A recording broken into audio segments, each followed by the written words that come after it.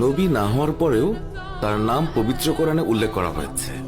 আল্লাহ তাআলা পবিত্র কোরআনে লোকমান হাকিমের কথা উল্লেখ করে বলেছেন, আমি লোকমানকে হেকমত তথা বুদ্ধি ও বিচক্ষণতা দিয়েছিলাম। লোকমান হাকিমের সাথে কালনাগিনীর ভয়ানক ঘটনা। লোকমান হেকিম নাকি গাছেদের সঙ্গে কথা বলতে পারতেন, গাছেরাও নাকি হেকিমের সঙ্গে কথা বলতো। আপনারা নিশ্চয়ই হযরত লোকমান আলাইহিস সালামের নাম শুনেছেন। তিনি ছিলেন প্রাচীন যুগের একজন পণ্ডিত ও জ্ঞানী ব্যক্তি। একদিন লোকমান হাকিমের এক বাদশা বন্ধু জঙ্গলে হরিণ শিকারে বের হলেন। বাদশার মনে ভয় ডর একদম ছিল না। বাদশা ছিলেন খুবই সাহসী।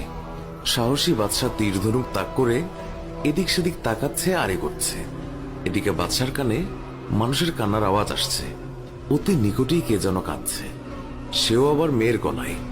বাদশা জোরে বলতে লাগলো, কে তুমি কাঁদছ? তুমি কে? তুমি আমার মতো মানুষ নাকি জিন ভূত?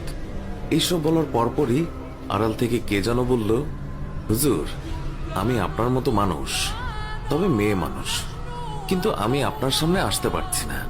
আমি যে বস্ত্রহীন হুজুর, আমাকে এক টুকরো বস্ত্র দিন, আমি আপনার দেয়া বস্ত্র পরে আপনার সামনে আসি। বাদশার এবার একটু বাড়তি সাহস হলো। কথা মতো বাদশা নিজের মাথায় থাকা সাদা কাপড়ের পাগড়ি খুলে গাছের সামনে ছুঁড়ে দিলেন। কিছুক্ষণ পর গাছের পেছন থেকে সাদা কাপড় পরিহিত এক রূপসী মেয়ে বের হয়ে আসলো। বাদশা মেয়েটাকে জিজ্ঞাসা করল, তোমার নাম কি? মেয়েটি বলল, আমার নাম কোয়া কোয়া। বাদশা জিজ্ঞাসা করলেন, তুমি এখানে কি করে এলে? মেয়েটি বাদশার সব কথার উত্তর দিল, জানি না। এবার বাদশা জিজ্ঞাসা করলেন, তুমি কি আমার সাথে আমার মুল্লুকে যাবে? যদি যেতে চাও তো আমি তোমাকে আমার মুল্লুকে নিয়ে যাব। মেয়েটি বলল, হুজুর, আপনার সাথে নিতে হলে আমাকে বিবাহ করে নিতে হবে। বাদশা কিছুক্ষণ চুপ করে থেকে বললেন, ঠিক আছে, তাই হবে। যেই কথা সেই কাজ। কাজে আসলো, বিয়ে হলো।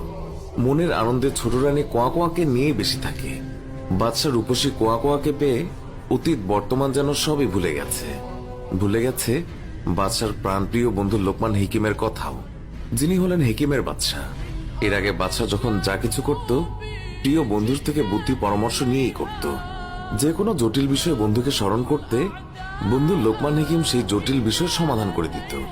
অথচ বাদশা রূপসী কোয়া কোয়াকে বিয়ে করে ঘরে তোলার পর প্রিয় বন্ধুকে যেন মনের অজান্তেই ভুলে গিয়েছে।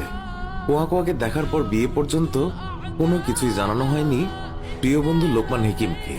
তবে বাদশার প্রিয় বন্ধু লোকমান হেকিমও কিন্তু মুল্লুকের বর্তমান হালচাল সবই নজরে রাখছে, স্মরণেও রাখছে। বাদশা যে বনের গহীন থেকে একটা মেয়েকে উদ্ধার করে এনে বিয়ে করেছে, হেকিম তাও জানে। কিভাবে করেছে সেটাও জানে। আর মেয়েটির জন্ম পরিচয়ও লোকমান হেকিমের আগে থেকে জানা আছে। কিন্তু বাদশা মেয়েটিকে বিয়ে করার পর লোকমান হেকিম নিজে থেকে কোনোদিন মুল্লুকে প্রবেশ করেনি। এদিকে বাদশার মুল্লুকে একের পর এক অঘটন ঘটেই চলছে। অঘটন হলো, প্রতি রাতে কোনো না কোনো গ্রামে জনসাধারণের গরু থাকে না, মহিষ থাকে না, ছাগল থাকে না। কোয়া কোয়াকে মুল্লুকে আনার পর চারিদিকে কিসের যেন এক আলামত